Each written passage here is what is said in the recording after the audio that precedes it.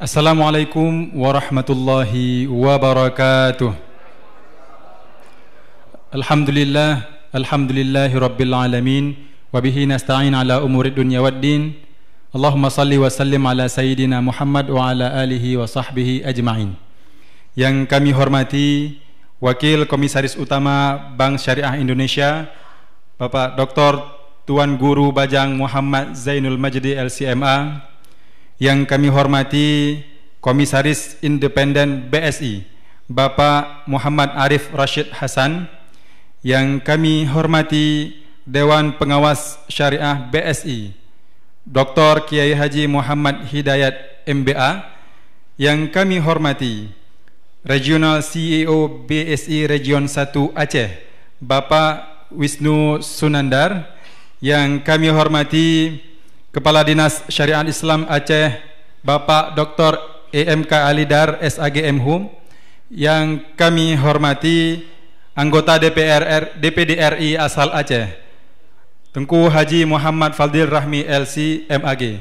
Yang kami hormati dan yang kami muliakan tokoh-tokoh, guru-guru kami, seluruh hadirin yang telah berhadir dalam ruangan ini, yang tidak mungkin kami ucapkan satu persatu, namun tidak mengurangi rasa hormat dan ta'zim kami kepada guru-guru sekalian. Pertama-tama, marilah sama-sama kita panjatkan puji dan syukur kita kehadirat Allah Subhanahu wa taala. Selawat beserta salam semoga senantiasa tercurahkan kepada baginda Nabi besar Muhammad sallallahu alaihi wasallam. Hadirin yang dimuliakan Allah Subhanahu wa taala, kami selaku pembawa acara mengucapkan selamat datang dalam acara diskusi keuangan syariah bersama Dr. Tuan Guru Bajang Muhammad Zainul Majdi LCMA dengan mengusung tema menyambut implementasi Kanun LKS 4 Januari 2022. Hadirin yang dimuliakan Allah Subhanahu wa taala, dengan mengucapkan bismillahirrahmanirrahim, diskusi keuangan syariah implementasi Kanun LKS 4 Januari 2022 dimulai. Acara selanjutnya sambutan dari Ketua Ikatan Alumni Timur Tengah Aceh, Ustadz Haji Muhammad Fadilah LCMUS. Kepada beliau kami persilahkan.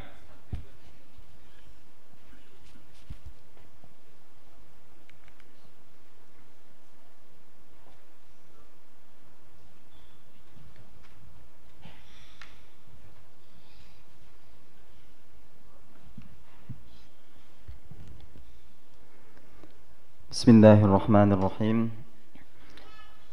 Assalamualaikum warahmatullahi wabarakatuh.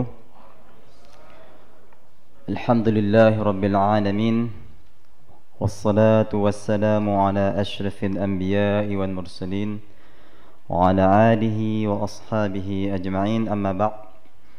Yang sama-sama kita muliakan dan kita hormati pimpinan Komite 3 DPD RI asal Aceh, Tengku Haji Muhammad Fadil Rahmi LCMAG. Yang sama-sama kita hormati Tengku Dr. TGB Muhammad Zainul Majdi LCMA sebagai Wakil Komisaris Utama Komisaris Independen BSI. Dan yang sama-sama kita muliakan dan kita hormati Dr. Ki Haji Tengku Muhammad Hidayat MBA sebagai Dewan Pengawas Syariah BSI. Dan yang sama-sama kita muliakan dan kita hormati Bapak Muhammad Arif Rashid Hasan, Bapak Wisnu Sunandar sebagai RCEO Region 1 Aceh.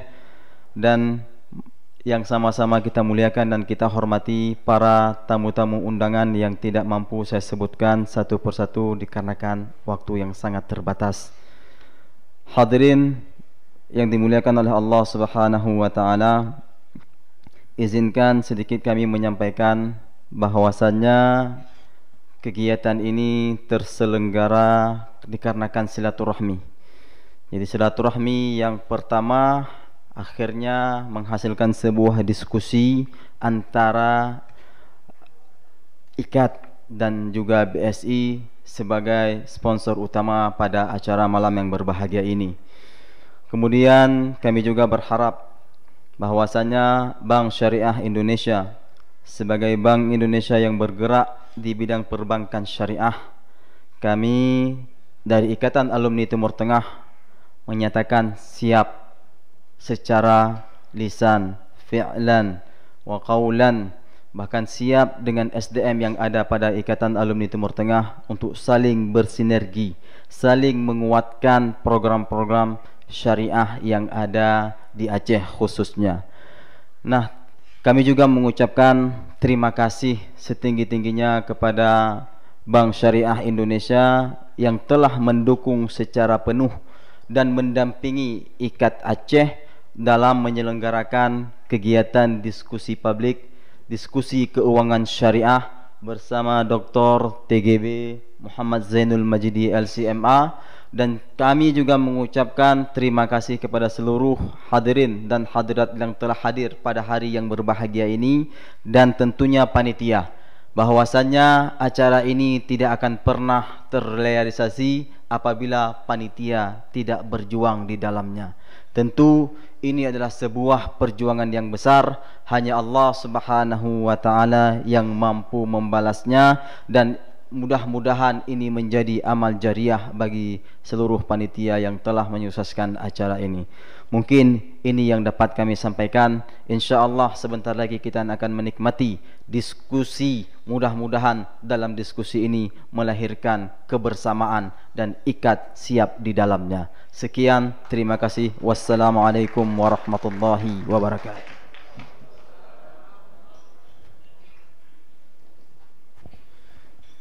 Terima kasih kami ucapkan kepada Ketua IKAT Aceh. Hadirin yang dimuliakan Allah Subhanahu wa taala. Acara selanjutnya kata sambutan dari RCEO Region 1 Aceh, Bapak Wisnu Sunandar. Kepada Bapak Wisnu kami persilahkan.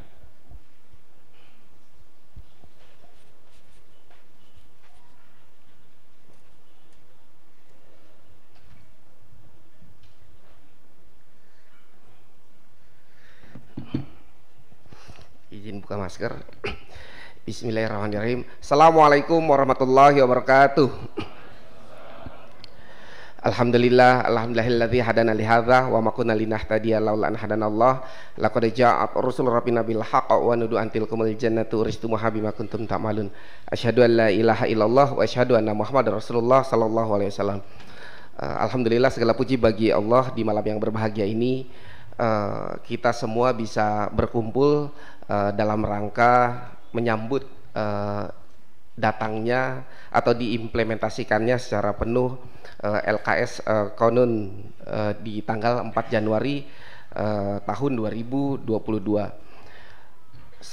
Salam surah kepada Rasulullah sallallahu alaihi wasallam, secara keluarga dan para sahabatnya yang begitu gigih berjuang sehingga kita semua yang hadir di sini atas perjuangan Rasulullah sallallahu alaihi wasallam bersama para sahabat, terus kemudian ulama, tabi'in, kita semua mendapatkan cahaya Islam hingga hari ini. Bapak Ibu sekalian yang kami hormati, yang pertama yang terhormat anggota DPD RI dari Aceh, Ustadz Fadil Rahmi LCMA. Yang kami hormati Ketua IKAT Aceh, Ustadz Fadilah LC MUS ya. Terus kemudian tentunya yang kami hormati Wakil Komisaris Utama PT Bank Syariah Indonesia, Dr. Tuan Guru Bajang Muhammad Zainul Majdi LCMA. Yang kami hormati anggota Dewan Pengawas Syariah PT Bank Syariah Indonesia, Bapak Kiai Haji Muhammad Hidayat. Terus kemudian yang kami hormati Ketua BMA ya, Baitul Mal Aceh, Profesor Dr. Nazaruddin Awe. Terus kemudian yang kami hormati pula Profesor Dr. Sahrizal Abbas. Yang kami hormati Profesor Dr. Sabri Abdul Majid, Ketua Dewan Syariah Aceh. Yang kami hormati pula Kepala OJK Aceh, Bapak Yusri. Yang kami hormati Kepala Perwakilan BI Aceh, Bapak Akhris. Yang kami hormati Direktur Utama PT Bank Aceh Syariah, sekaligus juga Ketua Asbisindo, Bapak Haizir Sulaiman. Ini kakak kandung kami gitu ya di Aceh ya. Jadi kalau meminjam istilahnya Pak Aris, kalau kakaknya BSA, adiknya BSI ya. Bank Syariah Aceh, Bank Syariah Indonesia.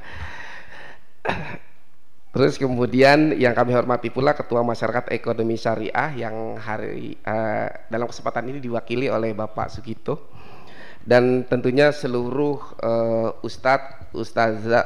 ustazah, para masyayikh ya, guru-guru kami yang hadir di kesempatan malam ini, yang kami tidak bisa sebutkan satu persatu tanpa mengurangi rasa hormat kami, dan juga seluruh undangan diskusi publik baik yang hadir secara offline maupun online. Bapak Ibu sekalian yang kami hormati, Bank Syariah Indonesia yang baru saja berdiri pada tanggal 1 Februari tahun 2021 tentunya mengusung amanah yang besar dari Bapak Presiden dan seluruh stakeholders untuk menjadi salah satu pemain yang tidak hanya berkiprah pada level domestik tapi juga pada level internasional. Kami sampaikan Bapak Ibu sekalian, para ustadz, ustazah, masyayikh yang hadir pada malam ini,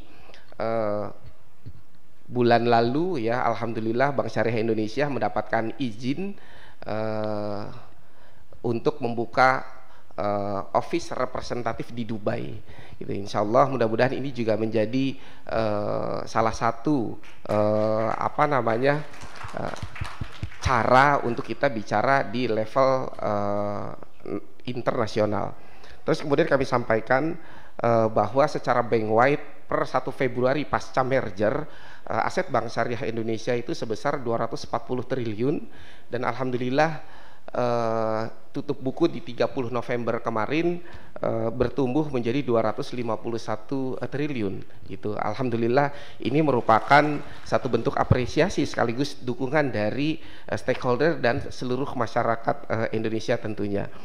Bapak Ibu sekalian yang kami hormati, acara malam ini sebagaimana tadi yang disampaikan oleh Ustadz Fadil adalah berawal dari silaturahmi Bank Syariah Indonesia dengan IKAD. Mudah-mudahan acara ini bisa bermanfaat untuk kita semua, karena kita mengetahui bahwa pada saat ini dengan diimplementasikannya Kode LKS di Provinsi Aceh, maka kebutuhan akan Dewan Pengawas Syariah dari berbagai instansi yang ada, lembaga-lembaga keuangan yang ada, itu tentunya sangat diperlukan.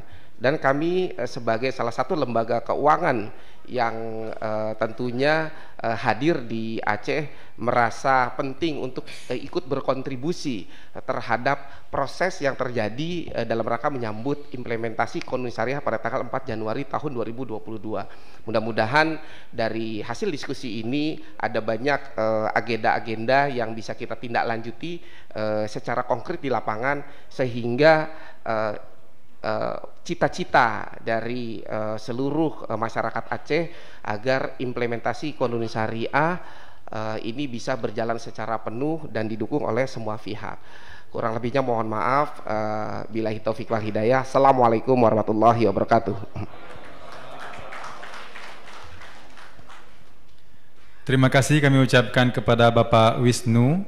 Selanjutnya penandatanganan perjanjian kerjasama IKAD BSI.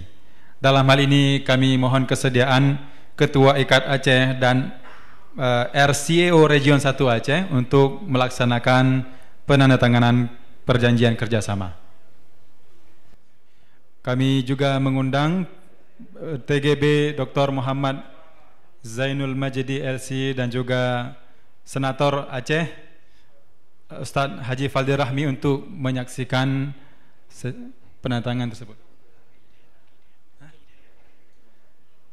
Begitu juga kepada Kiai Haji Muhammad Hidayat.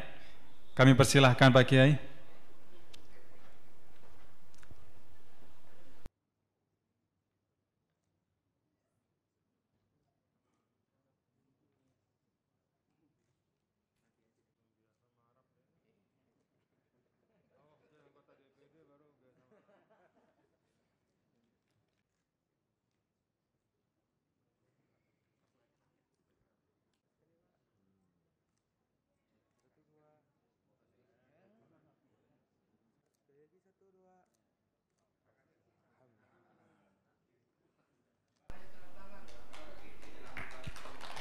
Kami mohon agar tetap di tempat kepada bapak-bapak kami sekalian, kepada bapak-bapak yang ada, kepada Tuan Guru, kepada Ustadz Fadil Rahmi dan bapak-bapak sekalian untuk tetap di tempat. Hadirin yang dimuliakan Allah Subhanahu wa taala, acara selanjutnya launching dan penyerahan bantuan pendidikan, pelatihan dan sertifikasi muamalah maliyah DSN MUI yang insyaallah akan disampaikan oleh Tuan Guru Bajang Dr. Haji Muhammad Zainul Majdi LCMA dan didampingi oleh bapak-bapak kami yang telah ada di depan. Kepada TGB kami persilahkan. Muamalah maliyah. Ya. Jadi ini diterima amanah kepada IKAT Aceh ya, sebagai bagian dari langkah nyata BSI di dalam menyambut ya penerapan kanun LKS yang membutuhkan penguatan sumber daya, membutuhkan kolaborasi, membutuhkan kesungguhan dan keseriusan dari kita semua. Ini adalah langkah awal, salah satu langkah yang menunjukkan kesungguhan BSI untuk memastikan kesuksesan implementasi kanun LKS di Nanggro, Aceh Darussalam yang kita cintai ini.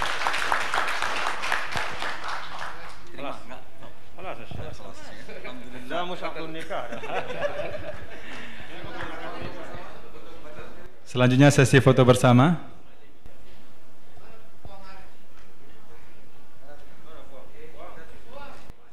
Terima kasih kepada bapak-bapak, para masyayikh sekalian, kami persilahkan kembali ke tempatnya.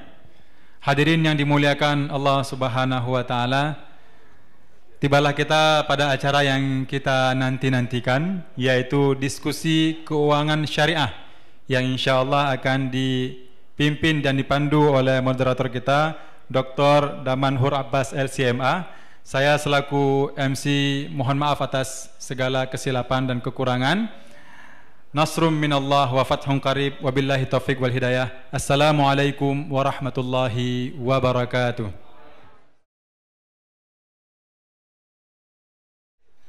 Assalamualaikum warahmatullahi wabarakatuh. Alhamdulillahi khassana bi kitabin unzil wa akramana bi nabiyyin ursil. Asyhadu an la ilaha illallah lahu da'watul haq harisun 'alaiha wa ujabat tabsyiri biha wal takum minkum ummatu yad'una ilal khair wa ya'muruna bil ma'ruf wa yanhauna 'anil munkar wa ulaika humul muflihun. Wa asyhadu anna Muhammadan 'abduhu wa rasuluh ballagha ar-risalah wa adda al-amanah wa nasaha al-ummah wa kashafa al-ghummah hatta atana al-yaqin lailuha kanahariha la yazighu anha illa halik. Allahumma salli ala sayyidina Muhammadin nabiyil ummi wa ala alihi wa ashabihi ajmain. Rabbi shrah li sadri wa yassir li amri wa hlul 'uqdatam min lisani yafqahu qawli, amma ba'. Yang saya hormati guru kita bersama Tuan Guru Bajang, dan yang saya hormati Bapak Kiai Hidayat, Tunku Haji Kiai Hidayat, dan yang saya hormati Bapak DPD Tunku Haji Muhammad Fadil Rahmi, dan para tamu semuanya yang dibahagiakan oleh Allah. Kita ingin mempersingkatkan waktu diskusi kita agar waktu diskusi kita lebih panjang. Maka ada beberapa hal yang memang kita ingin bicarakan pada malam ini dengan tema diskusi keuangan syariah. Pertama sekali yang ingin saya sampaikan bahwasanya Aceh itu terkenal dengan beberapa proyek skala nasional. Pertama sekali Aceh itu memperkenalkan kepada kita semuanya tentang sebuah lembaga yang dinamakan dengan Majelis Ulama Indonesia. Itu diinisiasi dari Aceh. Setelah itu Aceh juga memperakasai sebuah lembaga yang dinamakan dengan Lembaga Bapeda, dan timbulnya Bapeda itu merupakan dari Aceh sehingga diikuti oleh daerah-daerah lain di seluruh Nusantara. Dan yang ketiga, Aceh juga menginisiasi sebuah lembaga yang dinamakan dengan Bank Pembangunan Daerah. Ketiga ini merupakan hal yang pernah dilakukan oleh orang-orang terdahulu di Aceh. Dan pada era sekarang kita dihadirkan dengan sebuah kanun yang dinamakan dengan kanun LKS. Ini merupakan sebuah gebrakan baru sehingga lahirlah beberapa inisiasi yang lain seperti kehadiran Bank Syariah di Aceh. Nah, ini merupakan salah satu hal yang sangat penting bagi kita. Pada saat saya berada di Durham University di Inggris, pada saat itu menanyakan kepada beberapa pakar ekonomi syariah di London. Dan pada saat mereka kita tanyakan apa yang harus kita lakukan untuk Indonesia, Maka mereka menjawab, Indonesia mempunyai kios-kios kecil dan memerlukan kepada toko besar. Alhamdulillah berkat kesungguhan dan kegigihan Bapak Wapres Abah Kiai Haji Ma'ruf Amin, maka didukung oleh Presiden Indonesia Bapak Jokowi, maka kita dibuatlah sebuah regulasi baru tentang penggabungan beberapa bank sehingga lahirlah Bank Syariah Indonesia. Ini merupakan sebuah apresiasi yang sangat luar biasa bagi Indonesia untuk menjadi pemain dan menjadi sebagai hub ekonomi syariah di dunia. Baik Bapak Ibu jamaah hadirin yang dirahmati Allah, untuk mempersingkatkan waktu saya hanya ingin memperkenalkan Bapak Tuan Guru kita, dan semuanya sudah mengenal Tuan Haji Guru Bajang ghaniyun 'anit ta'rif.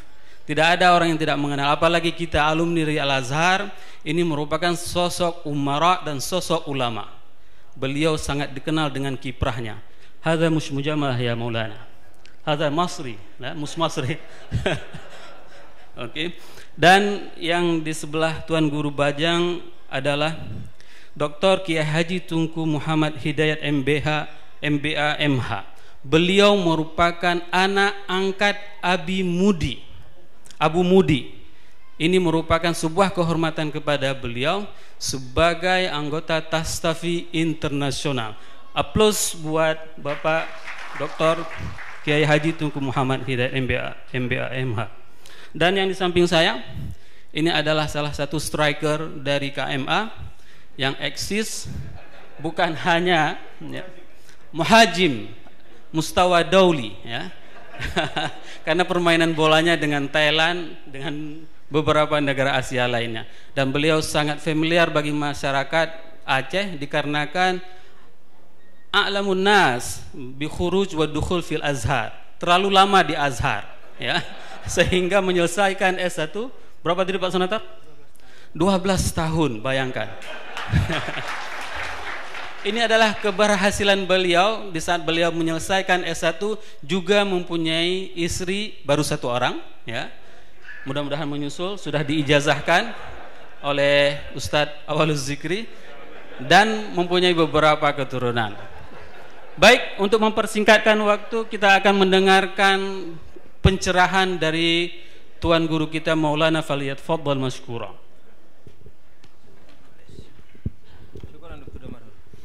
Bismillahirrahmanirrahim. Assalamualaikum warahmatullahi wabarakatuh. Alhamdulillah wassalatu wassalamu ala Rasulillah wa ala alihi wa sahbihi wa mawalah ma ba'd. Yang saya muliakan Al-Mukarram Bapak Kiai Haji Dr. Muhammad Hidayat, anggota DPS Bank Syariah Indonesia. Yang saya hormati para alim ulama, para masyayikh, guru-guru saya, senior-senior saya, junior-junior saya, al-khirijin wal khirijat, alumni Al-Azharus Syarif dalam ikat yang hadir pada malam hari ini. Yang saya hormati bapak-bapak, para tamu undangan kami, tokoh-tokoh yang sesungguhnya beliau-beliau ini telah bekerja banyak sekali untuk kepentingan perbankan dan ekonomi syariah di Nanggro Aceh Darussalam. Saya sebutkan Bapak Haizir, Direktur Utama Bank Aceh Syariah, tepuk tangan untuk beliau. Ada Bapak Ahris, Kepala Perwakilan Bank Indonesia Aceh. Ada Bapak Yusri, Kepala Perwakilan Otoritas Jasa Keuangan di Aceh. Dan para tokoh agama, tokoh masyarakat yang tidak dapat saya sebutkan satu persatu, semuanya saya muliakan, saya takzim. Pak Wisnu dan teman-teman dari BSI yang saya hormati, hadirin-hadirat yang berbahagia. Pertama, setelah syukur kepada Allah Subhanahu wa taala, pada malam hari ini sebenarnya intinya dalam pandangan saya adalah kita menyatukan visi. Kalau sudah menyatu, maka mengokohkan apa yang sudah satu itu. Apa yang kita perlu kokohkan? Di depan kita ada peluang sekaligus tantangan. Peluang sekaligus tantangan ini membutuhkan kebersamaan. Tak ada satu institusi yang bisa menyelesaikan peluang dan tantangan itu sendirian. Betapapun besar kapasitasnya. Yang saya maksudkan dengan peluang dan sekaligus tantangan itu untuk saudara-saudaraku di Nanggro Aceh Darussalam, dan juga untuk kita semua di Indonesia. Karena seringkali apa yang ada di Aceh itu kemudian menginspirasi.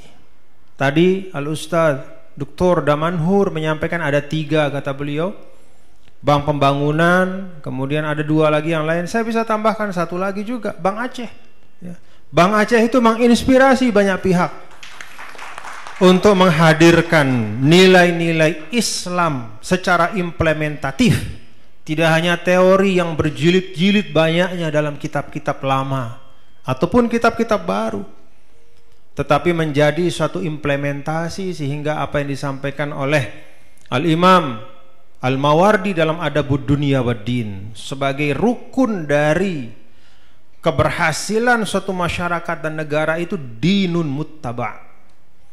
Dinun muttaba' itu bukanlah agama di atas kertas, bukanlah sekadar teori-teori yang indah, bahkan bukan hanya sekadar Quran dan hadis bimakna adanya di mushaf, adanya di kitab-kitab hadis, bukan itu, tapi muttaba', yaitu at-tadayyun al-ma'ish, keberagamaan yang mengalir dalam kehidupan. Maka eksperimen Bank Aceh itu menurut saya adalah bagian yang sangat kritikal di dalam upaya kita menghadirkan at-tadayyun al-ma'ish itu dalam kehidupan kita, keberislaman yang mengalir dalam kehidupan, khususnya dalam ranah muamalah, dan lebih khusus lagi dalam ranah keuangan, lebih khusus lagi dalam ranah perbankan. Nah, Aceh menginspirasi. Qanun LKS ini karena itu ya, tidak hanya merupakan agenda masyarakat Aceh, tapi ini agenda kita bersama. Maka apa yang kita lakukan pada malam hari ini, Bapak-bapak Ibu, adalah al-ikhwah al-kiram wal-akhwat al-karimat, adalah bagian dari kita menyiapkan diri. Ada peluang tapi juga tantangan. Dan mohon maaf ya, kita ini sebagai umat sering kali terlambat nyiapin diri. Kita ribut saja pada saat pada saat penyusunannya, pada saat upaya untuk mengegulkannya, proses objektifikasinya ya, perundang-undangannya, kita ribut. Wah. Tapi setelah itu ya, seakan-akan kita tidur. Maka tidak terasa 3 tahun kanun itu tiba-tiba saja di ujung kita dihadapkan ya, ada institusi keuangan mikro, ada institusi keuangan non bank di Aceh ini yang membutuhkan, ini satu ilustrasi saja, membutuhkan lebih dari 1197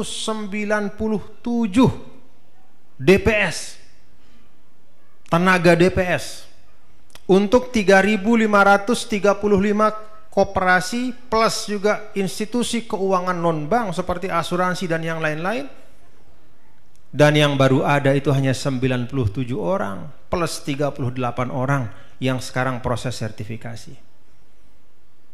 Padahal penerapannya tinggal beberapa hari lagi, 4 Januari. Apa yang kita lakukan selama 3 tahun Bapak Ibu? Apa yang kita lakukan? Kita itu memang dakwah tomburiah ya. Dakwah itu dakwah gendang, dakwah drum band, dar. Habis itu selesai. Sehingga kemudian ketika ruang itu sudah disiapkan ya oleh para regulator kita, oleh para legislator kita, sudah disahkan sebagai qanun dan sebentar lagi akan berlaku, ternyata kita tidak siap sampai saat ini. Ini menurut saya pelajaran penting, bukan hanya untuk kita di Aceh, tapi juga untuk kita semua, bahwa kita belum mampu bergerak dalam langkah dan tahapan-tahapan yang kita susun dengan baik. Nah, karena itu ya, bagi saya pertemuan pada malam hari ini sebenarnya mungkin agak beda ya dengan judul diskusi publik, tapi lebih bagi saya adalah yuk mari kita bersama-sama kita menyadari di depan kita ini ada tanggung jawab. Kalau bahasa fikihnya itu atau bahasa tasawufnya wajibul waqt, suatu kewajiban yang sangat urgen, yang kritikal, yang harus kita siapkan segera.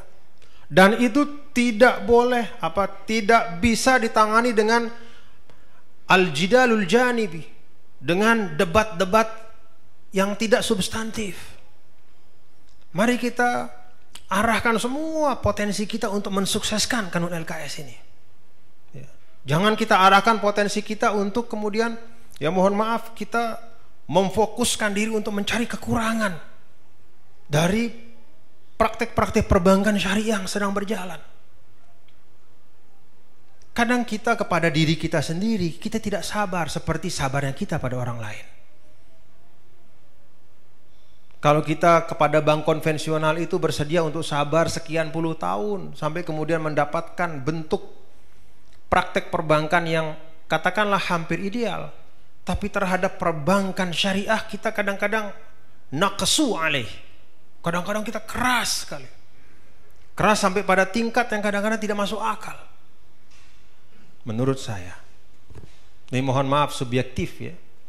Kalau dalam pandangan saya, Bapak-bapak, Ibu, Saudara sekalian, madamal qaul ya, madhkuran fi kutubil fiqh wa ikhtarahu alimun mu'tabar min a'lamil madhahibil mu'tabarah, maka tidak boleh lagi kita mengatakan bahwa ini belum kafah, karena yang dipakai adalah qaul yang marjuh. Baik dia marjuh ya menurut mazhab tertentu, tetapi dia dipegang oleh suatu ulama yang mu'tabar, maka ruang untuk menyampaikan tentang kafah itu bukan di situ sebenarnya. Karena sepanjang dia sudah merupakan pandangan yang memang ada, lalu kemudian dibahas kembali oleh lembaga yang punya otoritas, misalnya Dewan Syariah Nasional, yang kemudian sampai pada natijah tertentu, maka itulah yang bisa kita pedomani. Dan itu saya lihat berusaha dipedomani oleh perbankan syariah kita. Di sana sini ada kekurangan, na'am ya, al-kamalu lillahi wahdah, tapi kita tidak adil. Kalau terhadap perbankan syariah kita demikian keras, kita mencari-cari kekurangan dan kesalahan, kita lupa ya, bahwa jangankan dalam ranah muamalah, bahkan pun dalam ranah ibadah ya, ritual ibadah pun ya, kalau kita lihat tarikhut tasyri', proses penerapan hukum ya, tanzil ayat al-ahkam, itu ada proses pentahapan. Itu ubudiyah, ritual. Bahkan menyentuh rukun Islam seperti sholat. Ya, perbankan itu bukan rukun Islam. Ya. Bahkan yang hal-hal yang sangat esensial pun ada di dalam falsafatut tasyri' itu kan prinsip tadarruj. Mari kita berbesar hati. Untuk perbankan syariah ini kita juga berlapang dada untuk bertadarruj.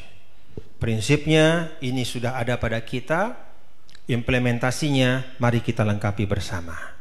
Bapak Ibu, itu yang dapat saya sampaikan. Terima kasih. Assalamualaikum warahmatullahi wabarakatuh. Waalaikumsalam warahmatullahi wabarakatuh. Terima kasih luar biasa. Ada beberapa masukan yang disampaikan oleh TGB, bahwasanya yang pertama, Aceh menjadi inspirasi dan akan selalu menjadi inspirasi kepada daerah-daerah yang lain.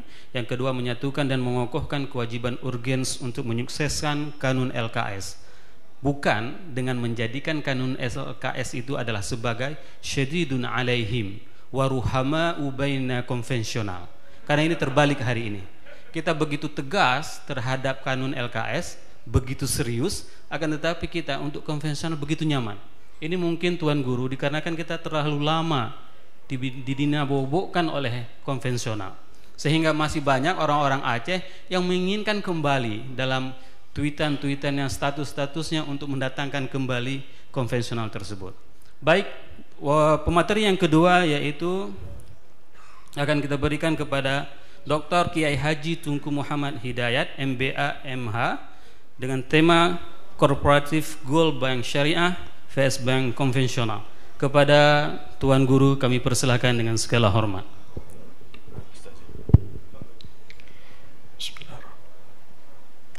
Assalamualaikum warahmatullahi wabarakatuh. Alhamdulillahilladzi allafa baina qulubina fa asbahna bi ni'matihi ikhwana Amma ba'd. Yang saya hormati, saya muliakan para masyayikh, asatiz, yang layak saya sebut adalah guru-guru saya ini. Banyak yang berada di bangku yang sama dan umumnya adalah yang ada di hadapan saya. Karena sebetulnya saya ini hanyalah pelayan dari Bank Syariah.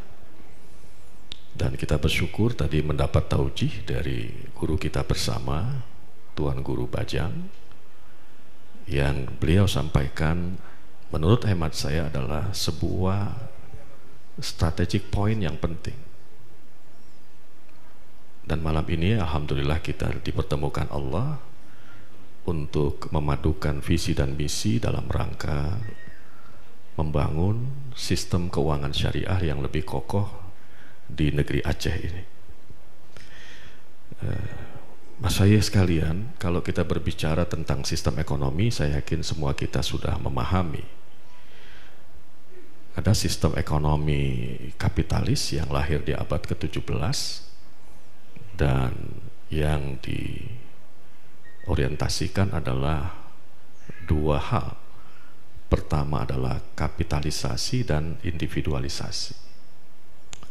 Bahwa modal capital itu tidak terbatas dan setiap individu berhak untuk melakukan kapitalisasi juga tanpa batas.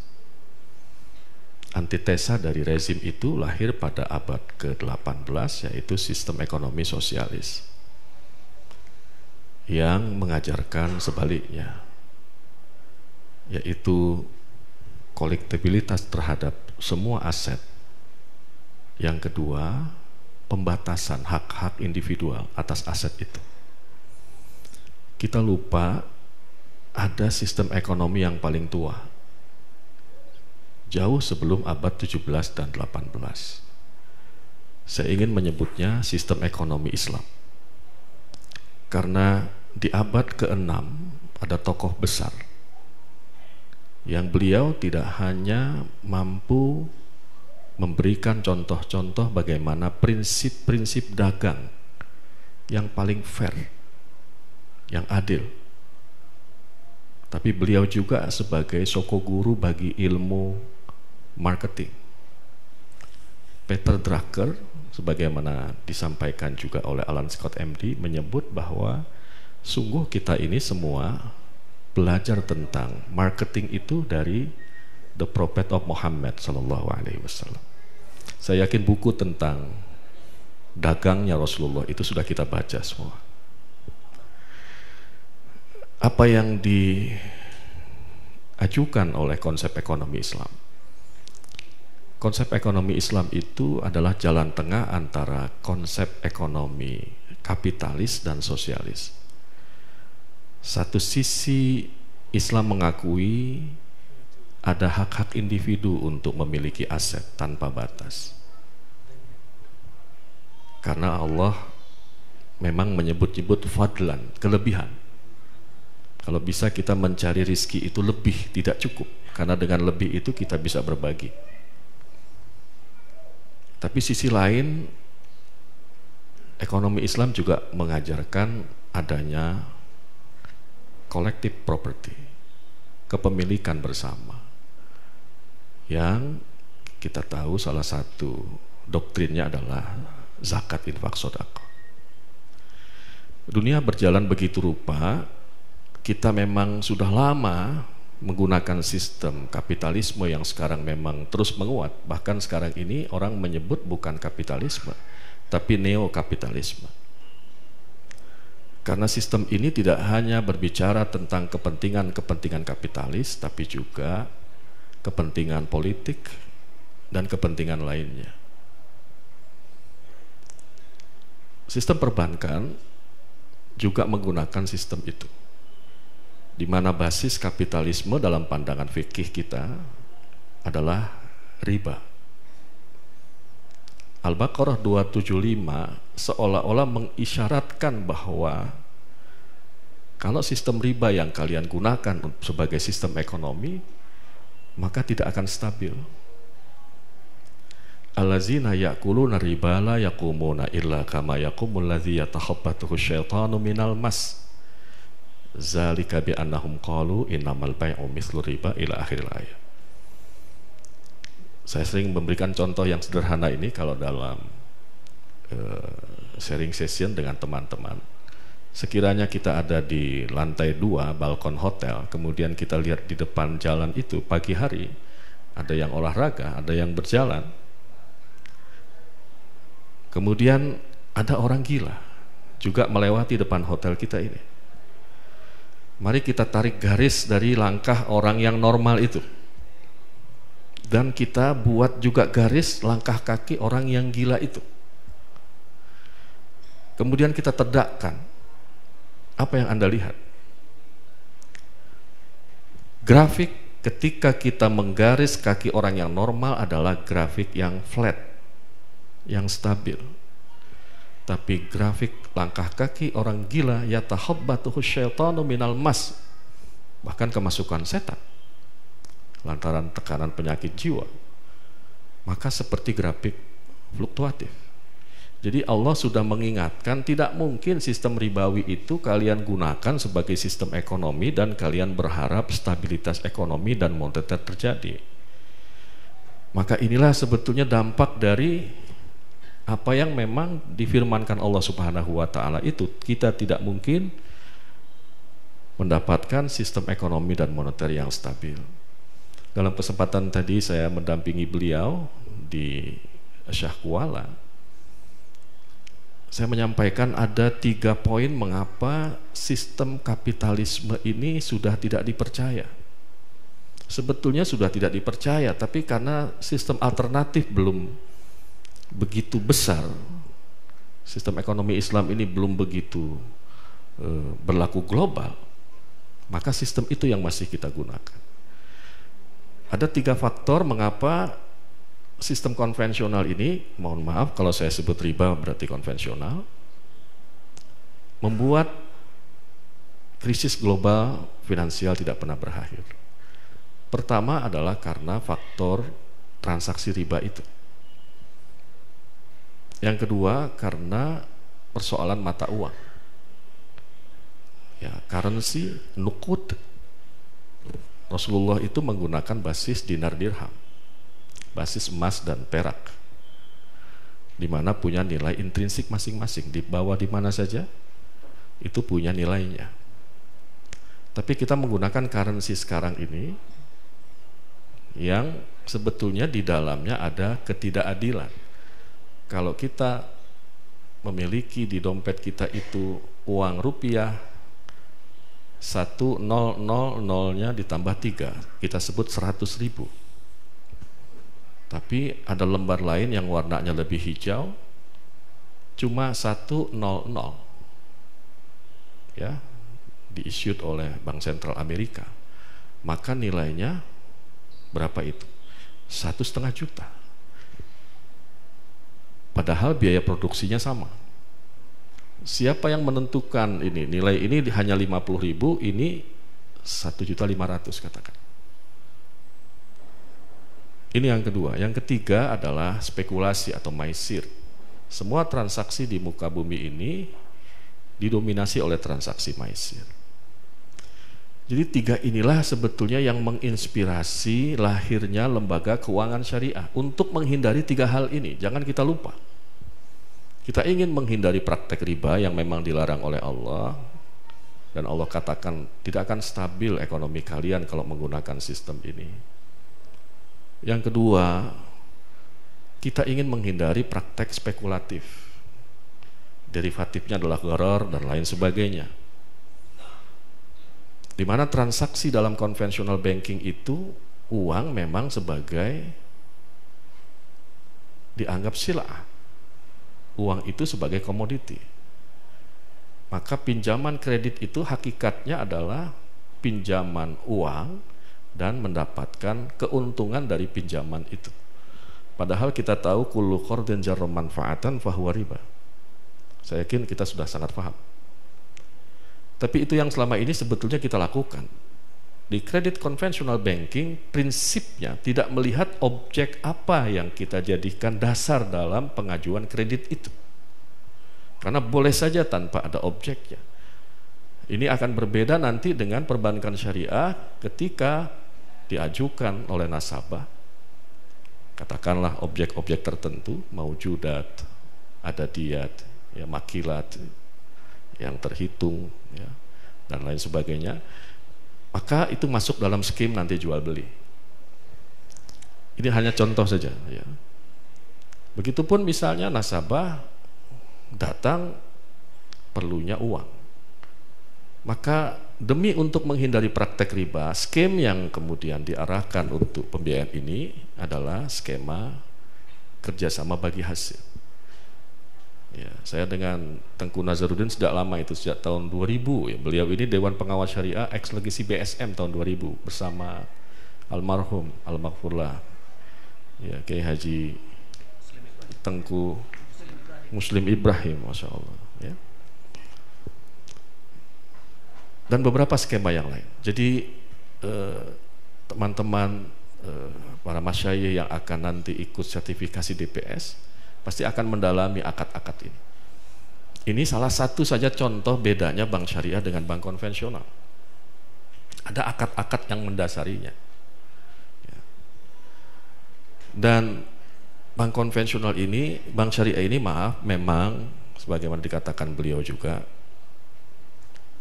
belum bisa kita katakan memenuhi prinsip syariah 100%. Itu harus kita akui.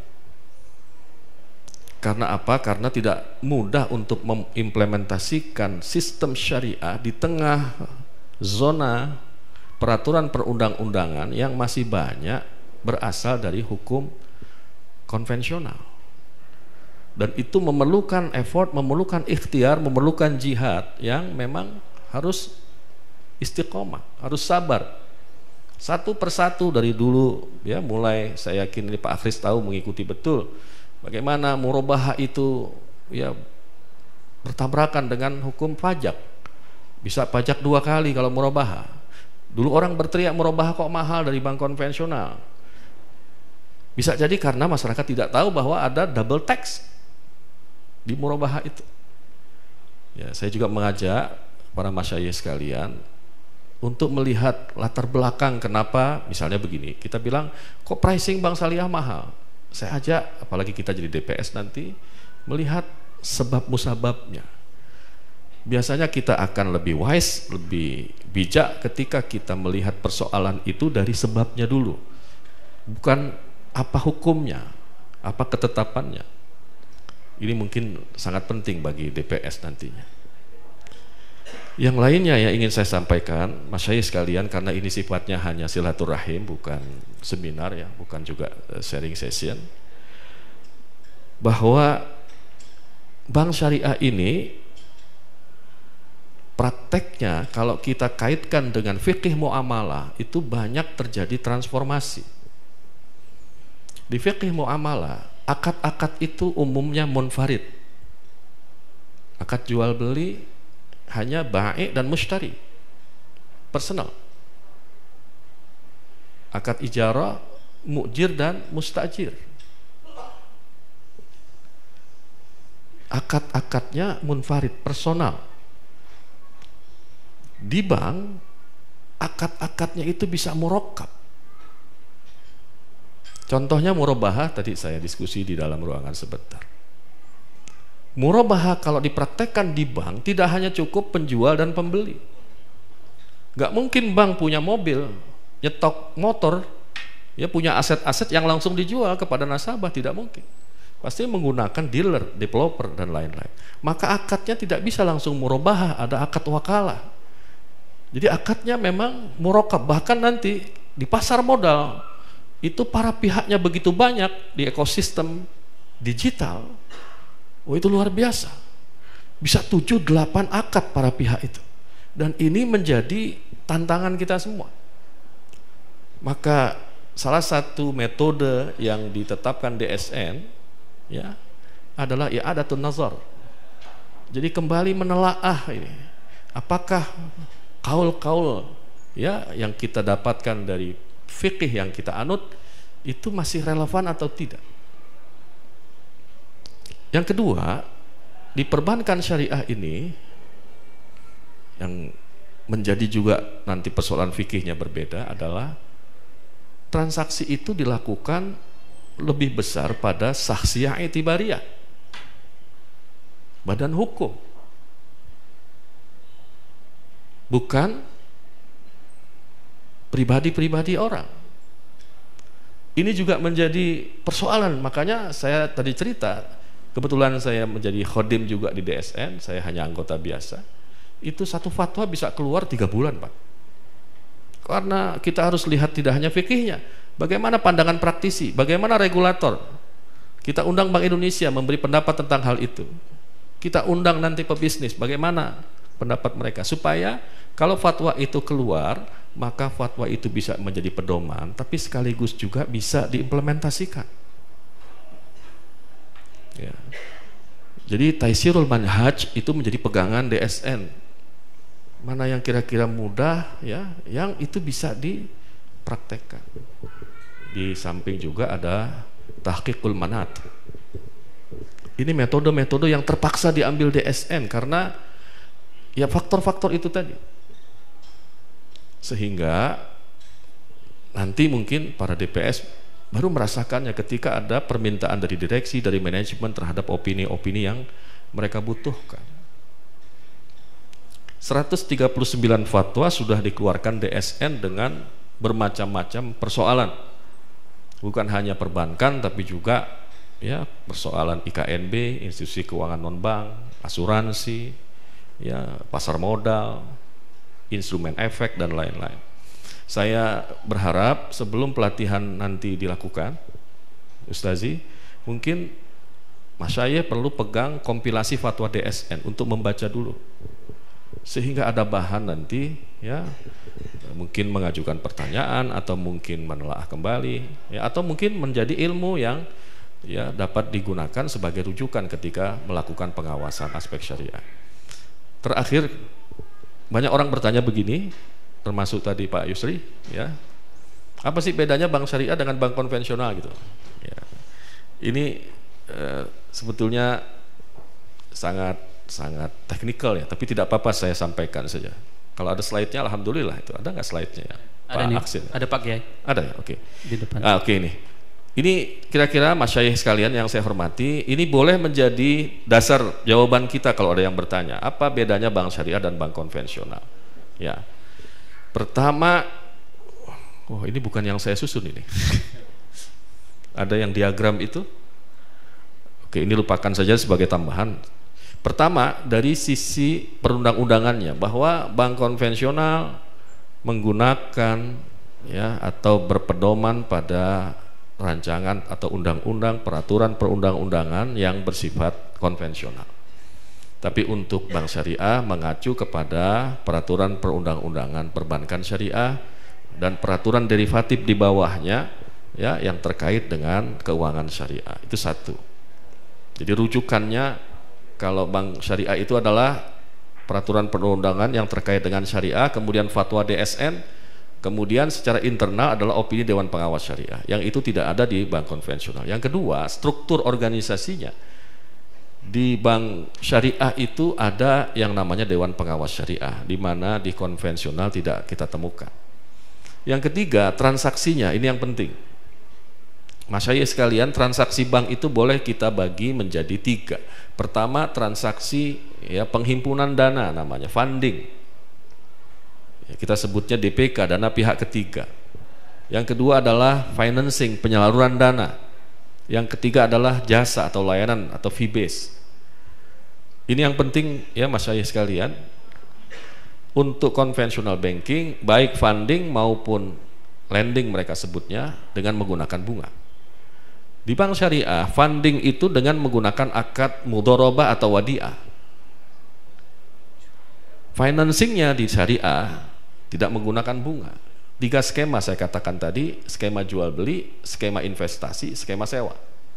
Jadi kita kuasailah skema-skema yang terkait dengan buyu, paling minimal murabah, salam, istisna, ya hal-hal yang terkait dengan investasi, mudharabah, musyarakah, mudharabah musyarakah. Kemudian untuk yang skema sewa, ijarah, ya, ijarah wa iqtina atau ijarah muntahiyah bitamlik. Jadi dari akadnya saja memang berbeda. Jangan kemudian kita lihat ini kok harganya sama. Nah, ini juga jadi nanti pertanyaan teknis itu. Ya. Yang keempat, perbedaan antara bank syariah dengan bank konvensional, bahwa bank konvensional boleh memberikan kredit kepada usaha apapun asal profit tentunya, ya, asal prudent tentunya. Tapi bank syariah tidak hanya profit dan prudent, tapi harus halal. Dana kita yang kita tempatkan di bank syariah itu akan diputar pada portofolio investasi yang halal, yang itu tidak dilakukan oleh bank konvensional. Kenapa? Karena secara konvensional memang tidak dilarang bank itu untuk menempatkan kredit pada usaha-usaha yang non halal. Jadi DPK di bank konvensional, sekiranya bank itu menyalurkan kredit pada usaha minuman keras, hiburan malam, artinya mereka bersyirkah sebetulnya untuk, ya, membangun industri-industri yang non halal. Ini hal yang juga penting, ya. Kemudian yang lainnya nanti mungkin bisa ditampilkan nanti, kalau diperlukan bisa di-share kepada mas saya sekalian, ya, untuk menjadi catatan kita bersama. Intinya, mari kita lebih dalami sistem perbankan syariah ini, dan mari sama-sama kita bersiap menjadi DPS yang memang apalagi di Indonesia ini perkembangannya luar biasa ini, ya, lembaga keuangan syariah.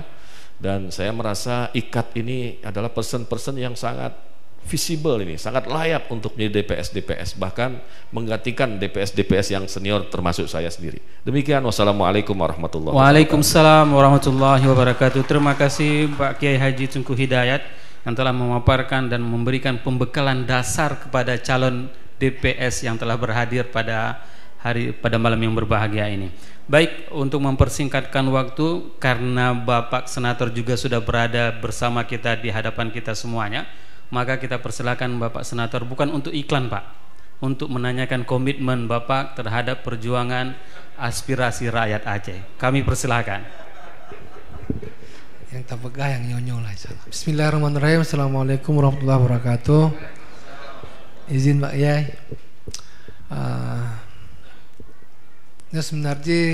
Sebenarnya banyak sekali guru-guru saya di sini yang lebih pantas untuk duduk di sini dan berbicara tentang ini. Tapi karena permintaan panitia, saya coba, setidaknya saya ingin menggambarkan kondisi di lapangan Pak Yai. Karena saya sebagai wakil rakyat, wakil daerah mendapatkan banyak sekali keluhan-keluhan terkait dengan penerapan kanun LKS ini dan kehadiran BSI yang belum genap 1 tahun. Poin yang pertama,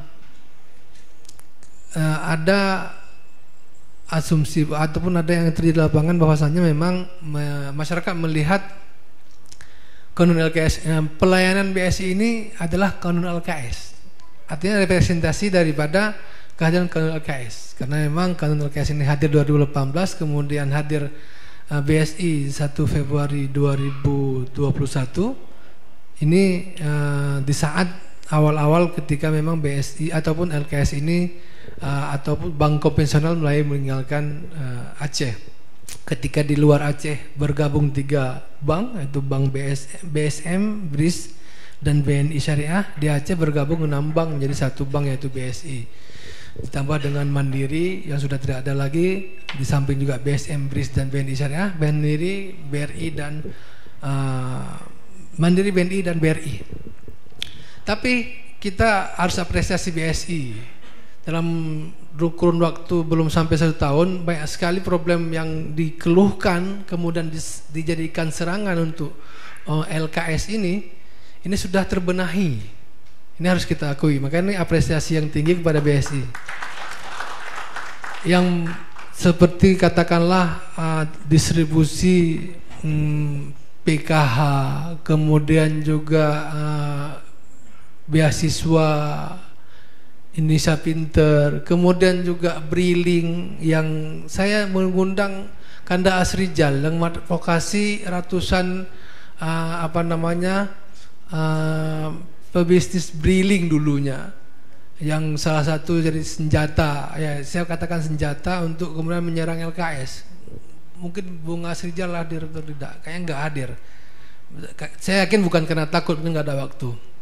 Jadi sekarang BSI Smart sudah ada, Pak. Benar Pak Wisnu. Dan itu bisa menggantikan building. Ini salah satu yang harus kita apresiasi, bahwasanya memang BSI dalam menyukseskan LKS, kanun LKS ini sangat luar biasa berbuat. Kemudian juga BSI juga harus sadar Pak Wisnu, bahwasanya memang dengan keluarnya bank konvensional, nasabah cuman, dan saya dapatkan data 30% dari apa namanya, apa istilahnya itu, profit ya, ataupun apalah namanya, 30%-nya memang dari Aceh, ya benar. Dan luapan nasabah yang luar biasa ini di Aceh, saya rasa memang secara natural harus kemudian mendapatkan konsesi, harus mendapatkan kelebihan tersendiri bagi Aceh dengan BSI ini. Dan tentu saya ingat sekali kata-kata Tuan Guru ketika saya bertemu beliau silaturahmi, bahwasanya memang BSI ini bukan institusi, jangan dianggap sebagai institusi, tapi BSI inilah representasi. Jadi kita tidak melihat BSI ini sebagai institusi tersendiri, tapi inilah representasi daripada penguatan kita terhadap apa yang disampaikan oleh Pak Kiai tadi, bahwa kita memang harus senantiasa memperjuangkan ekonomi syariah ini, perbankan syariah ini untuk lebih baik, tidak hanya untuk kemudian mendukung BSI saja, tapi juga untuk perbankan syariah yang ada di Aceh ini, dan juga kemudian Aceh kita harapkan menjadi sentral ekonomi syariah dunia. Ini mungkin cita-cita kita, dan ini juga saya kutip dari pernyataan Pak Nova Iriansyah ketika kegiatan perbankan syariah di Hermes yang jadi judul di salah satu media lokal kita. Aceh akan menjadi sentral ekonomi syariah dunia. Nah, ini yang kemudian kita berharap ke depan BSI, karena kita tidak ingin BSI jelek pelayanannya Pak Wisnu, LKS ini disalahkan.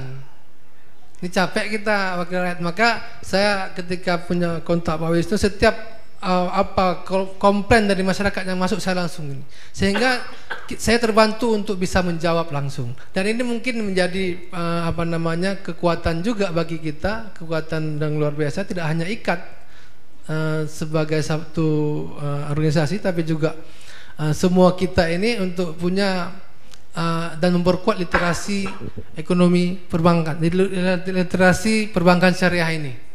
Jadi kalau semua yang berbau syariah selama ini di Aceh ini, katakanlah kanun jilbab, kanun syariah seperti diwajibkan ke jinayah, berita jinayah, acara jinayah, dan kanun-kanun yang berbau syariah itu, grassroots ini pasti mendukung.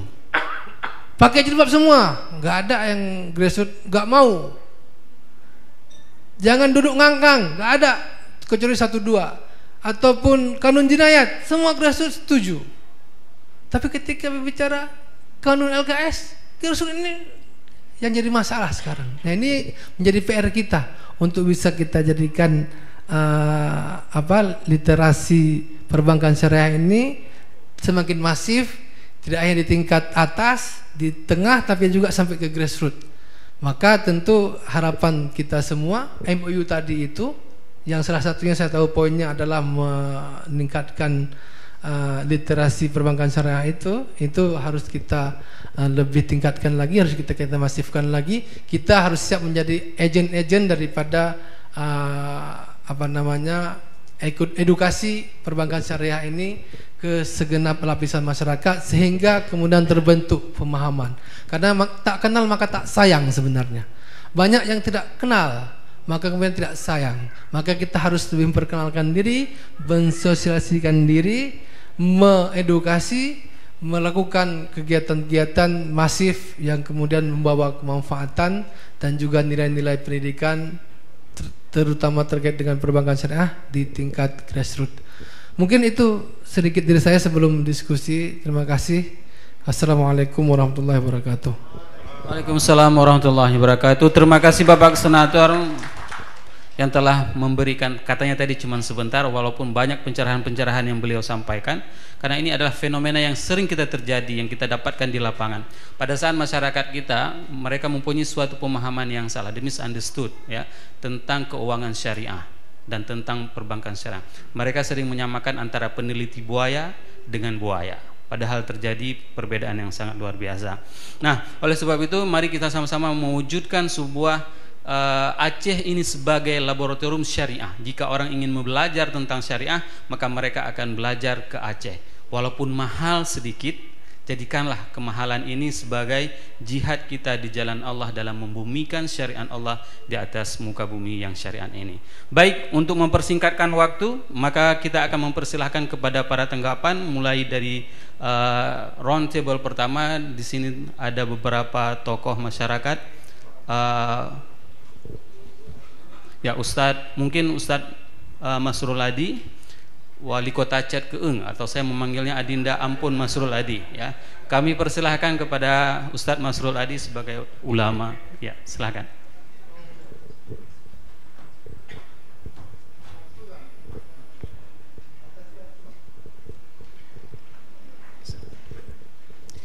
Ya, terima kasih. Assalamualaikum warahmatullahi wabarakatuh. Yang kami muliakan Tuan Guru Bajang dan Pak Tuan Guru yang sudah berhadir, hadirin dan hadirat sekalian yang dirahmati Allah. Kita paham bahwa sistem perbankan syariah belum sempurna, tetapi sudah sangat bagus.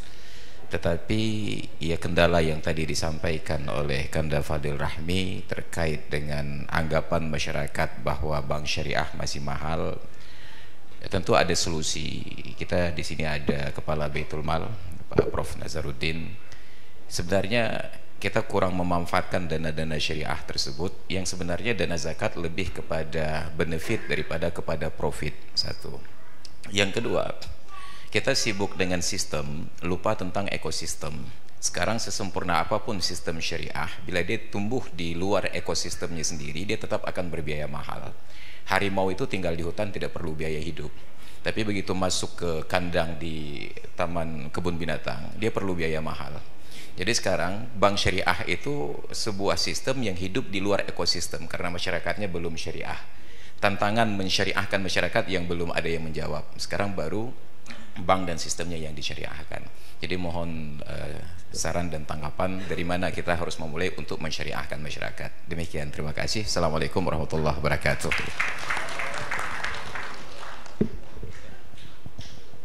Mungkin terima kasih. Ini cocok untuk jadi moto calon wali kota ke depan lagi. Ya. Ya. Berikutnya dipersilahkan, mungkin ada tanggapan dari Bapak Prof Nazar atau Prof Sarizal. Jika ingin memberikan tanggapan, dipersilahkan, Prof. Panitia mungkin bisa dibantu untuk.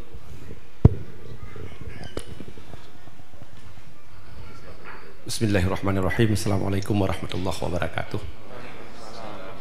Alhamdulillah. Terima kasih Pak Dr. Damhur. Waktunya beberapa menit, 2 menit saja ya. Boleh, Prof. Jangan terlalu panjang nanti. Yang saya hormati Tuan Dr. Tuan Guru Bajang Muhammad Zainul Majdi, Dr. Muhammad Hidayat, Senator.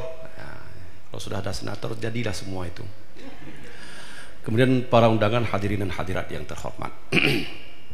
Ada 2 catatan yang barangkali patut saya sampaikan dalam konteks implementasi kanun LKS yang secara efektif itu berlaku 4 Januari 2022. Tapi sesungguhnya persiapan untuk melakukan upaya perubahan itu sudah dilakukan sejak deklarasi kanun itu disahkan tahun 2018. Sebagai contoh bahwa bank-bank konvensional itu dengan sendirinya mereka melakukan upaya perubahan dia ke bank syariah, atau mereka meninggalkan ruang Aceh ini ke daerah lain. Walaupun secara sesungguhnya secara normatif itu tidak ada larangan Tidak ada perintah di dalam kanun LKS itu agar konvensional itu meninggalkan Aceh. Tidak ada. Cuman tentunya lembaga keuangan berupa bank konvensional menilai ketika kanun ini menyebut bahwa lembaga keuangan yang beroperasi di Aceh berdasarkan prinsip syariah, maka mafhum mukhalafahnya sudah tahu. Jadi tidak usah lagi disebut tidak boleh beroperasi. Jadi lembaga keuangan konven itu pindah itu karena memahami mafhum mukhalafah. Jadi tidak disuruh, Pak. Jadi kadang-kadang yang berkembang di luar itu seolah-olah kanun LKS itu menyuruh lembaga keuangan konvensional itu keluar dari Aceh. Sebetulnya secara normatif tidak ada. Ya. Nah, cuman mereka sudah bisa melakukan penelitian, sudah mengetahui bahwa kalau terus berada juga mungkin kuenya akan semakin kecil. Jadi akhirnya mereka dengan sendirinya mengambil kesadaran sendiri untuk memindah atau dia melakukan konversi. Itu yang pertama yang berkembang di masyarakat.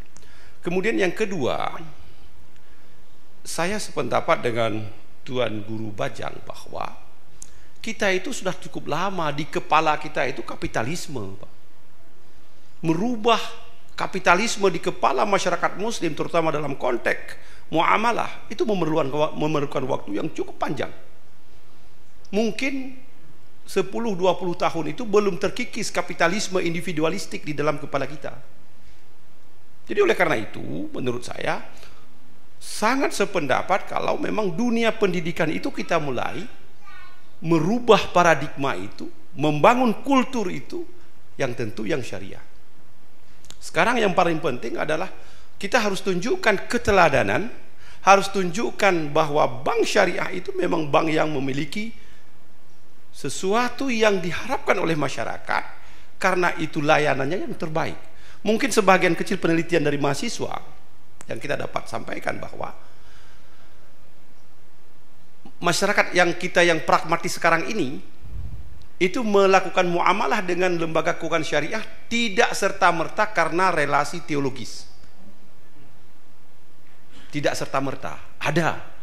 Kalau dibuat persentase mungkin sekitar 35% sampai 40% nasabah yang bermuamalah pada lembaga keuangan syariah itu based on teologis.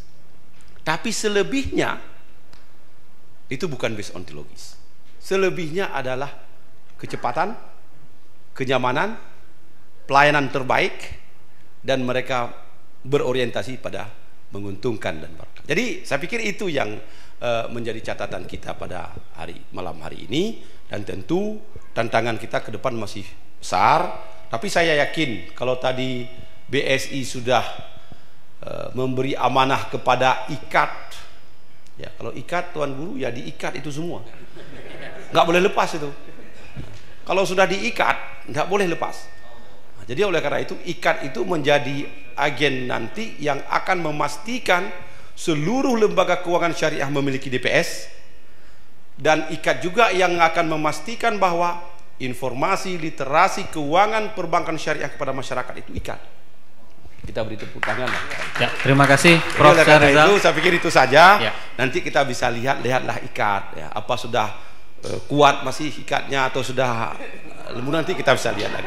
Saya pikir demikian saja. Mohon maaf. Terima kasih. Assalamualaikum warahmatullahi wabarakatuh. Waalaikumsalam warahmatullahi wabarakatuh. Terima kasih Prof. Rizal atas masukan yang sangat luar biasa untuk IKAT yang akan terus mengikat semua komponen masyarakat yang ada di Aceh supaya LKS ini tidak akan bercerai-berai kembali.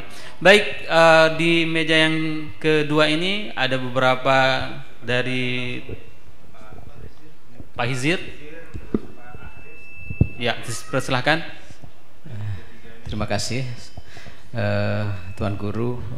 Mungkin tadi sudah juga disampaikan, memang kita fokus kita ke LKS, namun mungkin tidak boleh dilepas dari yang tadi disampaikan oleh Pak Muhammad Hidayat mengenai ekonomi yang secara keseluruhan, dari kami menyebutnya ekonomi dan keuangan syariah. Jadi di konteks yang lebih besar atau ekosistem yang lebih besar, tadi Tuan Guru Bajang juga sampaikan LKS atau perbankan malah mungkin lebih kecil lagi, itu bagian dari keuangan, dan keuangan itu bagian dari ekonomi yang lebih besar. Dan untuk konteks itulah LKS menjadi lebih efektif jika kita bisa memiliki mungkin paling dekat adalah kalau LKS itu bagian dari commercial finance, kita punya social finance yang ada di BMA mungkin di Aceh secara khas, dan itu harus bisa menjadi satu, menjadi sebuah sistem yang satu. Misalnya wakafnya yang nggak produktif bisa menjadi produktif untuk mana? Untuk bisa jadi menurunkan capital expenditure yang untuk yang nantinya jadinya pembiayaan dari sisi produktifnya juga akan lebih turun, kemanfaatannya lebih besar. Itu sebagai contoh. Lebih luas lagi kita punya yang halal value chain sebelah gitu. Jadi industri halal yang juga itu harus bagian dari, kalau ekosistem itu nggak dibentuk, saya yakin tadi nanti ketemu, mohon maaf, ya rokok gimana? Apakah seperti itu? Padahal di LKS masih belum, padahal di perbankan syariah sebelah itu. Jadi mudah-mudahan memperbesar ruangan tadi itu akan menjadi kita punya hutan yang lebih besar. Jadi harimaunya nggak di kandang tapi sudah di hutan. Gitu. Mudah-mudahan. Assalamualaikum warahmatullahi wabarakatuh. Terima kasih Pak Haris. Berikutnya kepada Pak Hizir.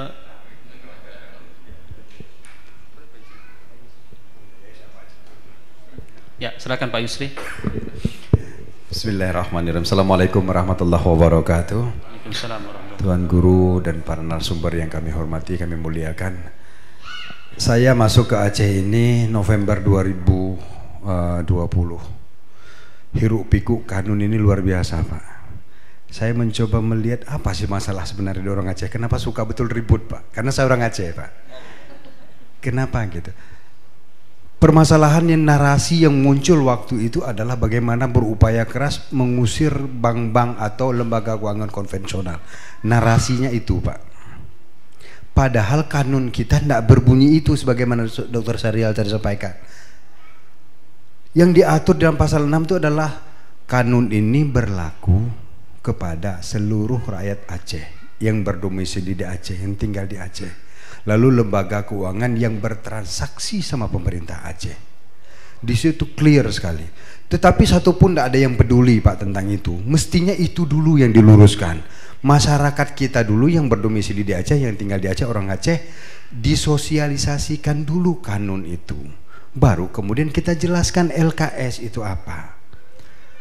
Sebenarnya tanpa kita suruh pindah pun yang namanya lembaga keuangan konvensional otomatis, Pak. Gak ada lagi pasar dia di sini. Tetapi yang kita perdebatkan di awal-awal itu selalu pokoknya konvensional tidak boleh lagi ada di Aceh. Saya bilang keliru narasi kalau begitu. Sampai kapanpun akan ribut kita. Ayo kita rubah narasi itu. Lalu kita buatlah Pak Profesor Nazaria di Ganjung Monmata. Kita coba rubah narasinya bahwa masyarakat kita yang harus kita didik, masyarakat kita yang harus diedukasi. Alhamdulillah waktu itu berjalan. Tetapi gapnya masih jauh, masih besar.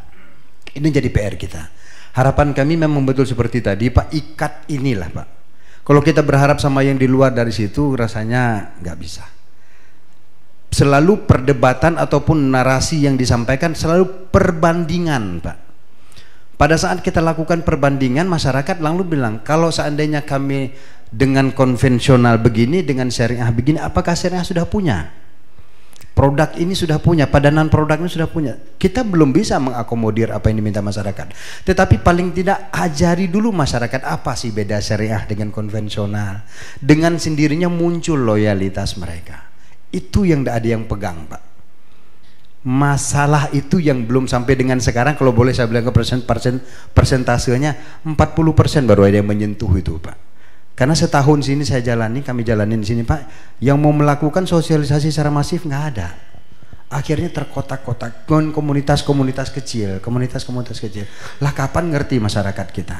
Kami Bank Indonesia, Bank Aceh sudah keliling ke Aceh, Pak. Di kabupaten-kabupaten di luar dari kota Banda Aceh nggak ngerti mereka itu syariah itu apa, nggak ngerti perbankan syariah itu apa. Nah bayangkan, Pak, kalau mereka nggak ngerti tapi mereka punya rekening. Nah pada begitu mereka punya rekening, mereka selalu bandingkan.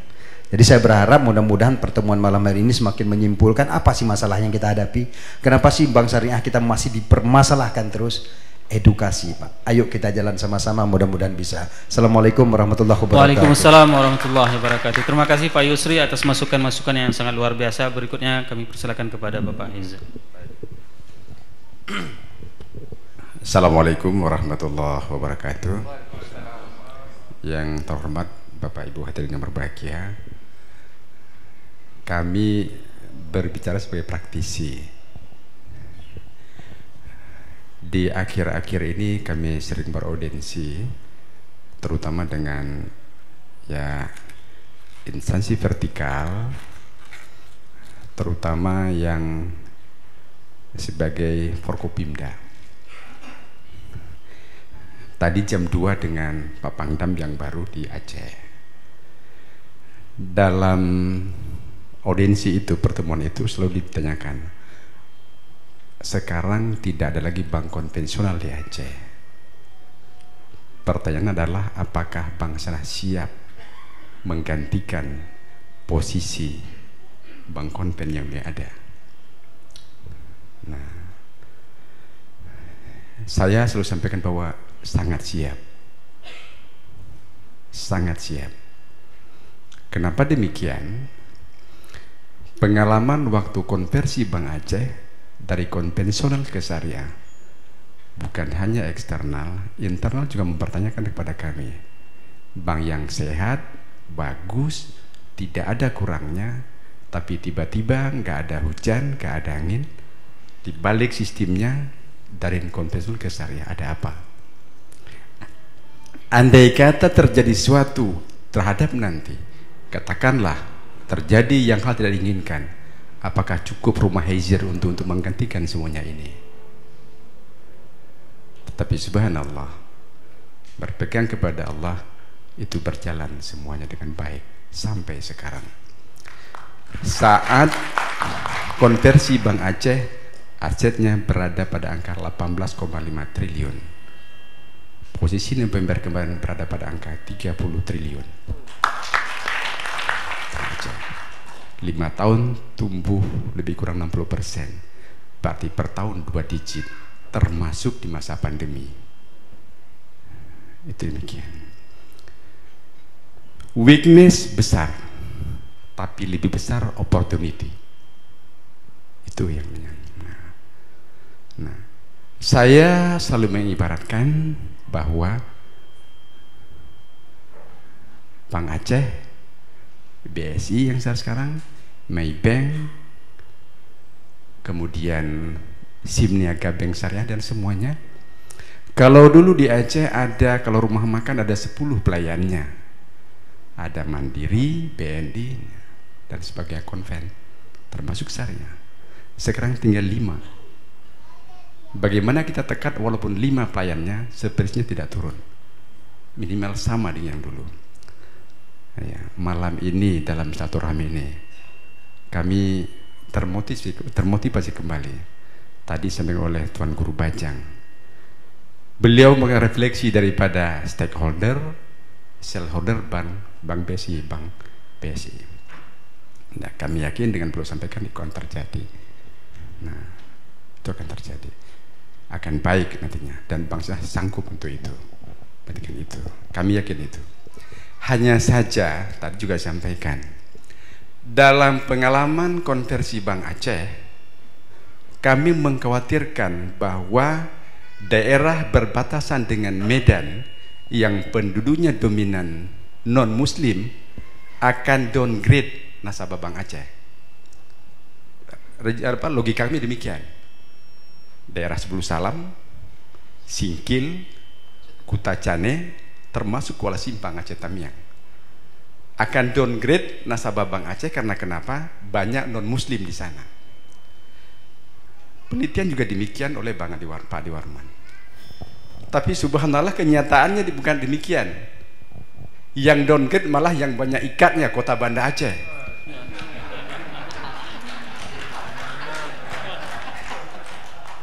Sebulu Salam 100%, nggak ada yang kurang. Ya, Singkil 90 sekian, Tamiang juga demikian. Nah, ini maaf, katakan jujur ya terus terang adanya kan. Jadi kami kalaupun tidak didukung jangan apakan gitu ya. Itu saja permintaannya. Dan sekarang Bang Aceh secara tingkat nasional, kementerian semuanya itulah memberi kepada Bang Aceh. Kami katakan kepada Pak Teten Mas Duki, Pak, jangan Bang Aceh Bapak istimewakan di sini. Jangan Bapak utamakan. Bapak beri kesempatan kami untuk berbuat. Insya Allah kami akan lakukan dengan sebaiknya. Penyaluran BPUM tahun 2021 telah tersalur via Bang Aceh lebih kurang 300.000 rekening lebih. Itu yang melakukan. Dengan Ibu Risma Menteri Sosial kan juga demikian. Uji kompetensi IT dengan Ibu Risma Departemen Sosial dan Keuangan, gol Bang Aceh. Tapi ada satu kepres yang menentukan yang bahwa penyaluran dana bantuan tunai hanya dapat dilakukan melalui Bank Himbara, tidak boleh bank lain. Yang kisi-kisi gitulah yang susahnya. Seorang yang haizir ingin jumpa dengan Menteri Keuangan, Menteri akan waktu Pak minimal 2 bulan gitu. Tapi di RUT Bank Mandiri tinggal angkat WA saja. Karena kenapa?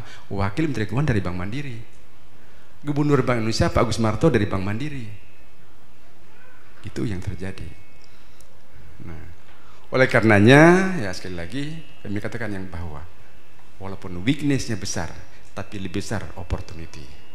Pengalaman Pak Tuan Guru kami sampaikan yang bahwa sesungguhnya sistem syariah up to date kapanpun.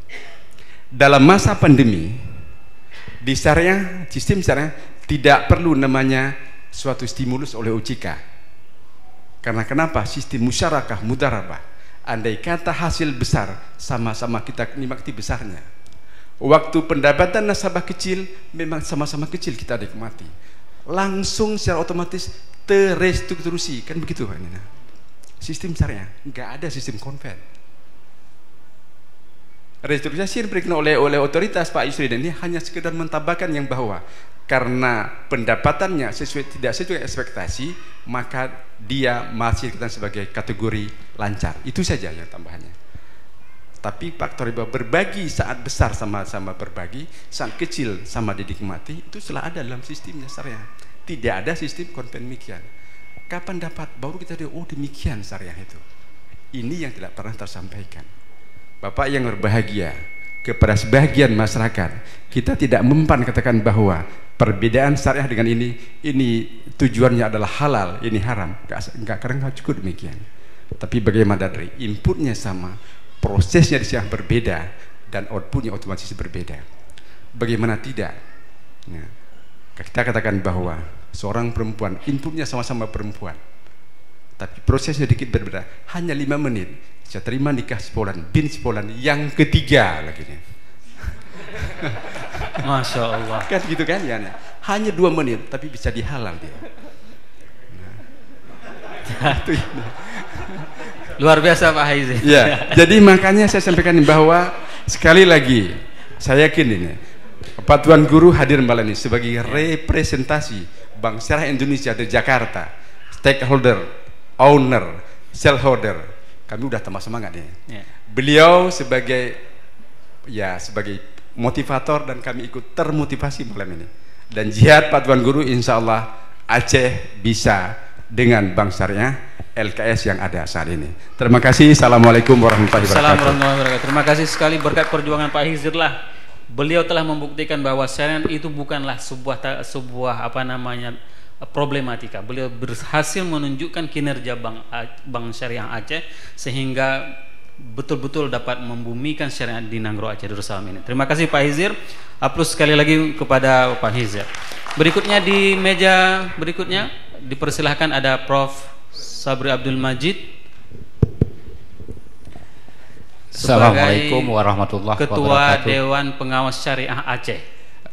Terima kasih atas kesempatannya yang kami mulia Tuan Guru Bajang, tim solid ini dari BSI, ada Pak Kiai sebagai Dewan Penasehat, kemudian ada Pak M. Arif ini guru-guru kami, Prof. Nazar tidak berbicara. Saya pikir terlalu capek beliau memperjuangkan kanun LKS. Maka sekarang giliran kami ya melanjutkan estafet itu. Guru kami Pak Prof. Syahrizal, Pak Hizir, ini Pak Kepala, dua kepala BI dan kepala OJK. Ini partner saya di Dewan Syariah Aceh, Pak Wisnu, anak muda yang sangat agresif. Kami yakin dengan penampilan beliau sehingga kami yakin dengan BSI. Nah, IKAT juga kepada pengurus IKAT. Kalau saya tadi tidak sepakat ya, Pak Hizir mengatakan di Aceh mungkin ada penurunan karena padahal IKAT ada di Banda Aceh. Sebenarnya IKAT menyebar di serata pelosok sehingga lupa Banda Aceh. Oke, baik. Saya diundang atas nama pribadi, tapi karena tanggung jawab Dewan Syariah itu begitu besar, maka saya harus berbicara atas nama Dewan Syariah Aceh. Dalam sebuah kesempatan pernah, karena pertanyaan ini sangat sering ditanyakan, sehingga sepertinya kan sebuah pertanyaan yang ngeyel. Apa benar ya bank syariah ini sudah syariah? Kok dia mirip ya? Sepertinya hanya baju yang berbeda, casing yang berbeda, tapi mesinnya, kerangkanya masih kerangka lama. Ini pertanyaan yang selalu muncul berulang-ulang. Nah, dalam sebuah diskusi ya, seorang profesor yang menjawab pertanyaan ini. Tidak perlu banyak bertanya, kalau lembaga keuangan syariah tidak syariah, bukan Anda yang masuk neraka, yang masuk neraka adalah Dewan Syariah. Siap-siap, Prof. Nah, ya ini sangat berat ya, tugas Dewan Syariah ini sangat berat. Maka oleh karena itu saya perlu menyampaikan di sini, karena kita perlu sama-sama menjaga. Kita kembali pada kanun pasal 4 ya, kanun LKS menyebutkan bahwa tujuan ya diundang-undangkannya lembaga keuangan syariah ini mewujudkan pembangunan Aceh berbasis syariah. Ya, ada beberapa poin penting ya untuk meningkatkan kesejahteraan masyarakat Aceh, meningkatkan pendapatan masyarakat Aceh, mewujudkan pembangunan masyarakat Aceh. Nah, maka menjadi tanggung jawab besar ya, karena Aceh orang melihat Aceh itu miskin. Kita tidak mau ya orang melabel daerah syariah itu identik dengan miskin. Maka ini menjadi tanggung jawab besar ya lembaga keuangan syariah yang ada di Aceh. Pak Hizir ya, Direktur BSA sangat siap untuk itu, BSI sangat siap untuk itu. Saya pikir memang sangat wajar. Ya, bantuan yang diberikan ke BSI tadi saya melihat, kalau saya melihat kok angkanya begitu kecil. Nah, lahirnya kanun LKS ini memberi peluang kepada lembaga-lembaga keuangan beroperasi di Aceh, lembaga keuangan lainnya keluar dari Aceh. Kan ini kesempatan yang sangat besar. Ya, kesempatan yang sangat besar. Maka oleh karena itu sangat wajar ya lahirnya kanun LKS memberi insentif munculnya hanya lembaga-lembaga keuangan syariah di Aceh. Maka sangat wajar lembaga-lembaga keuangan syariah ini harus memberi insentif kepada masyarakat Aceh. Nah, dalam bentuk apa? Maka dalam bentuk marilah kita mewujudkan ya pertumbuhan ekonomi Aceh, meningkatkan kesejahteraan masyarakat Aceh, menghapus ya fakta bahwa masyarakat Aceh adalah masyarakat yang paling miskin di Sumatera. Ya, masyarakat yang miskin ya nomor 6 di Indonesia. Nah, maka oleh karena itu ya Kiai, memang ya lembaga keuangan syariah harus beroperasi sesuai dengan prinsip-prinsip syariah. Tapi kesyariahan itu tidak berhenti di situ. Dia harus mampu memutuskan mata rantai kemiskinan, harus mampu mewujudkan kesejahteraan masyarakat. Maka oleh karena itu ya pasal 14 ini, kalau saya lihat ini pasal yang sangat luar biasa ya. Pasal 14 berbicara tentang lembaga keuangan khususnya perbankan syariah yang ada di Aceh itu harus memberikan pembiayaan untuk UMKM itu sampai 40% tahun 2024, jauh melampaui level nasional. karena nasional hanya ditetapkan itu hanya 20%. Nah kemudian juga ya, maka kalau disebutkan ya, kalau saya tidak begitu terlalu ini ya, omset lembaga keuangan meningkat, market share meningkat, tapi yang jauh lebih penting adalah dia bisa memutus mata rantai kemiskinan. Kesyariahan itu yang pertama kita lihat dari operasional lembaga keuangan syariah itu sesuai dengan prinsip-prinsip syariah.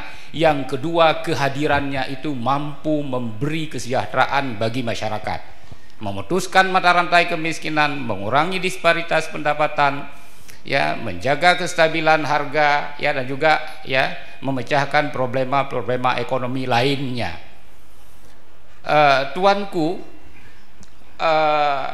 kalau saya melihat, karena Aceh menjadi sorotan sekarang, ya, Aceh menjadi sorotan, Aceh menjadi taruhan pelaksanaan ekonomi syariah di Indonesia.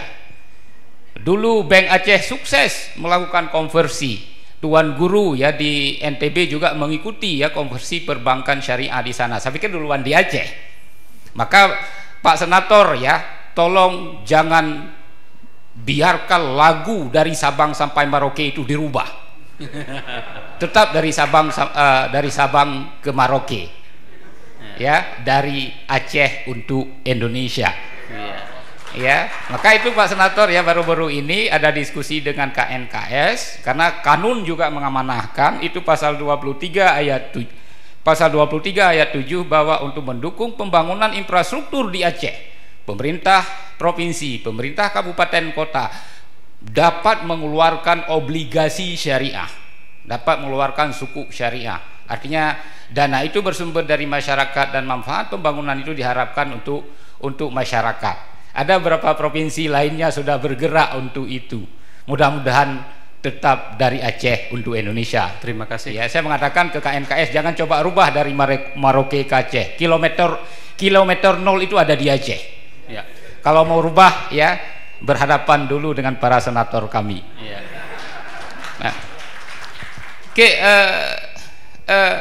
Bapak Ibu sekalian ya. Nah, maka ini yang menjadi tantangan besar ya, kehadiran lembaga kanun keuangan syariah. Aceh menjadi sorotan sekarang. Kalau Aceh sukses melaksanakan ekonomi syariah ya dalam tatanan perekonomiannya, saya pikir provinsi lain akan segera mengikuti.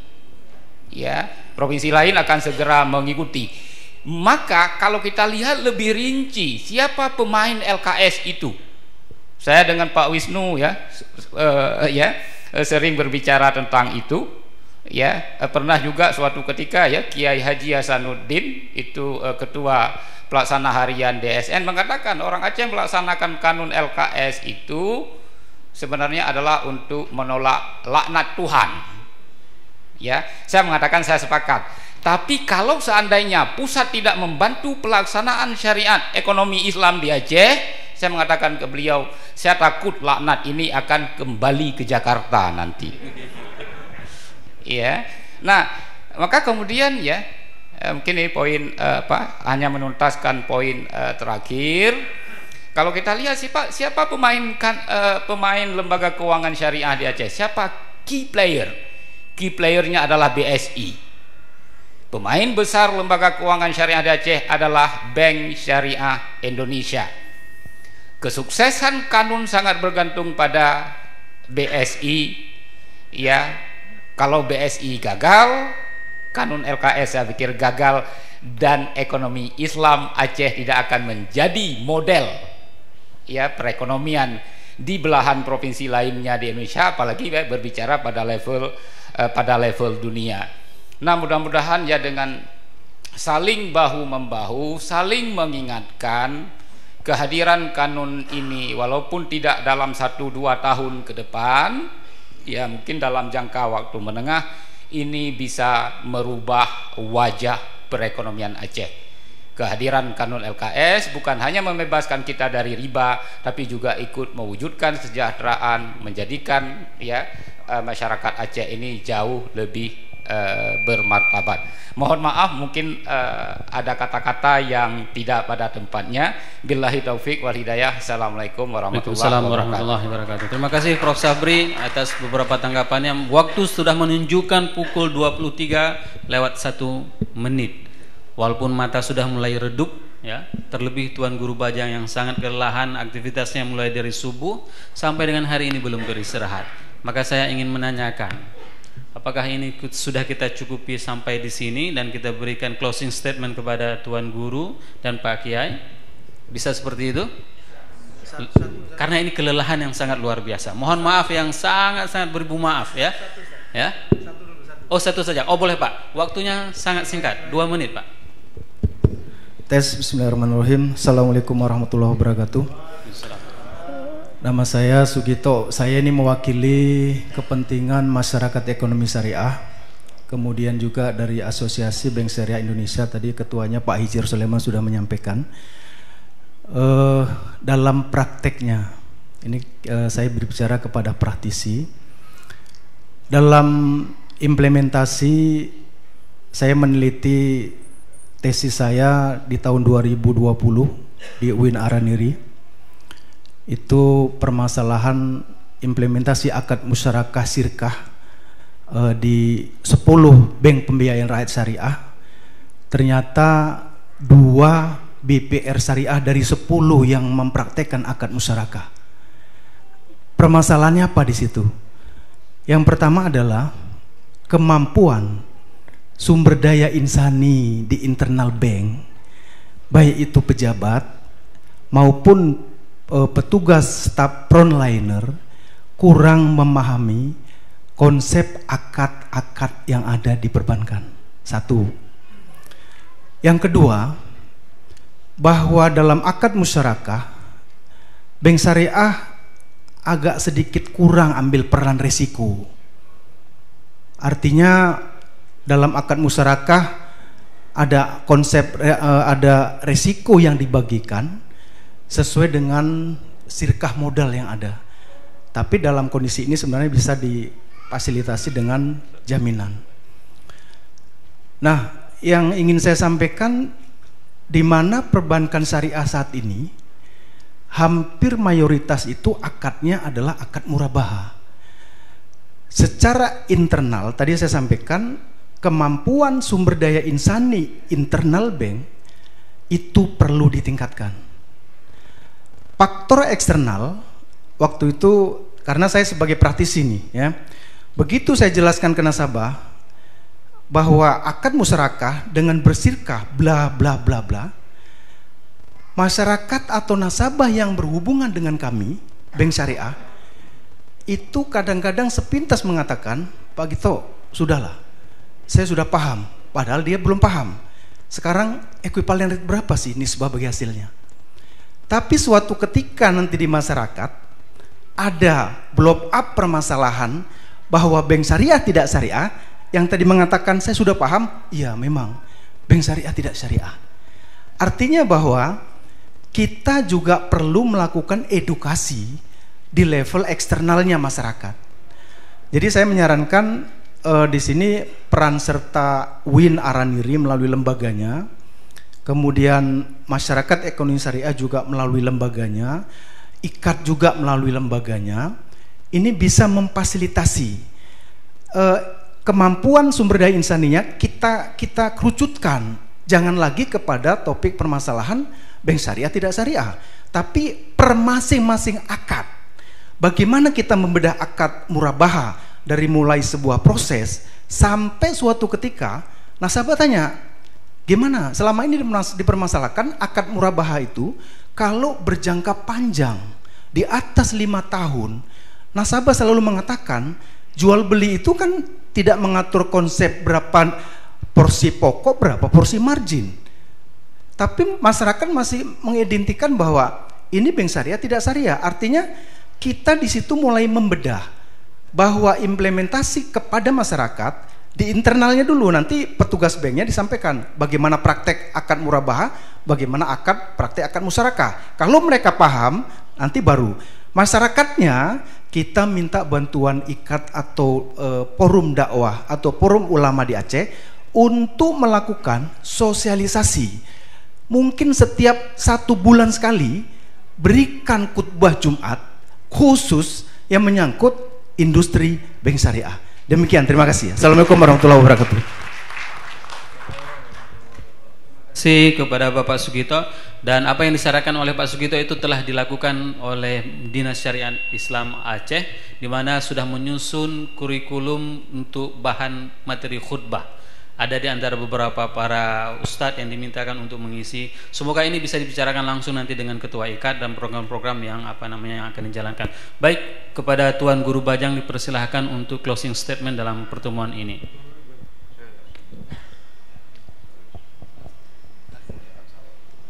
Baik, terima kasih. Alhamdulillah.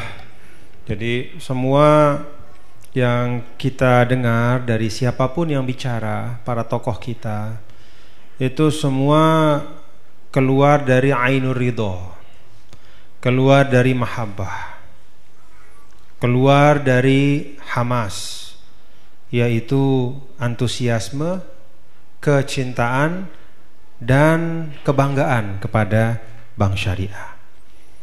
Jadi itu bukan sama sekali kebencian, bahkan jangankan kebencian, kemarahan pun sebenarnya tidak.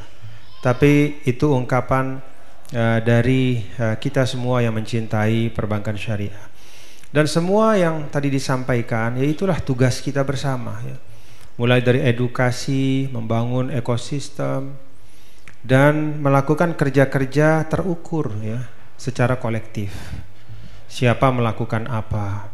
Siapa yang menjadi depan? Ya, kalau semuanya menjadi depan juga repot, ya, karena yang harus dijangkau itu kan juga seluruh masyarakat. Nah, upaya pada malam hari ini kerjasama antara BSI dan IKAT dinawaitukan, ya, sebagai katakanlah inisiatif awal, ya, untuk kita menangani permasalahan yang terjadi dalam implementasi LKS yang sebentar lagi, ya, secara resmi itu berlaku. Secara konkret, ya, kalau kita bicara konkret, tadi saya ilustrasikan, kita kekurangan 1000-an anggota DPS untuk menangani 3000-an lembaga keuangan, ya, dengan asumsi 1 orang bisa merangkap di 3 tempat, ya. Itu merangkap pun masih kekurangan 1000-an. Maka harus ada percepatan. Nah, kerjasama ini bagian dari percepatan itu. Maka tadi Bapak Dr. Kiai Haji Muhammad Hidayat sudah menyampaikan, kalau begitu kita nggak usah lama-lama lah, nanti insya Allah awal Januari kita akan siapkan. Nanti implementasi dari tanda tangan sekarang ini adalah nanti dari DSN akan mengirimkan, lalu kita lakukan sertifikasi secara intensif kepada anggota IKAT dulu dan kemudian kepada yang lain, sehingga mudah-mudahan yang 1000 itu bisa hadir dengan kualifikasi yang kita perlukan. Dan itu paralel, ya, paralel dengan edukasi, paralel dengan literasi, paralel dengan inklusi, dan semua ikhtiar-ikhtiar kita. Tapi sekali lagi saya ingin katakan, pada ruang yang ada dan dalam konteks yang ada, Bank Syariah di Indonesia ini sudah menunjukkan bahwa dia mampu melaksanakan tugasnya dalam konteks yang ada, ya. Kalau ruangnya dibuka makin lebar, dia akan bergerak lagi lebih luas itu. Jadi itu yang patut kita syukuri, dan mudah-mudahan kita semua pada satu komitmen, ya, bapak-bapak, ibu, ya, kita semua satu komitmen, kita sukseskan LKS, kita sukseskan ekonomi syariah di Aceh ini untuk warga Nanggro Aceh Darussalam dan juga untuk seluruh warga negara Indonesia. Contoh terbaik datang dari Aceh. Terima kasih. Allahumma muwaffiq wal hadi ila sabilir rasyad. Assalamualaikum warahmatullahi wabarakatuh. Waalaikumsalam warahmatullahi wabarakatuh. Kepada Bapak Kiai. Baik, terima kasih semuanya yang para hadirin yang telah berhadir dan meluangkan waktu sehingga rela untuk berlelah diri di malam yang hari ini. Maka saya sebagai moderator ingin pamit diri, memohon maaf atas segala kesalahan yang saya sampaikan. Wallahu muwaffiq ila aqwamit thariq. Wassalamualaikum warahmatullahi wabarakatuh.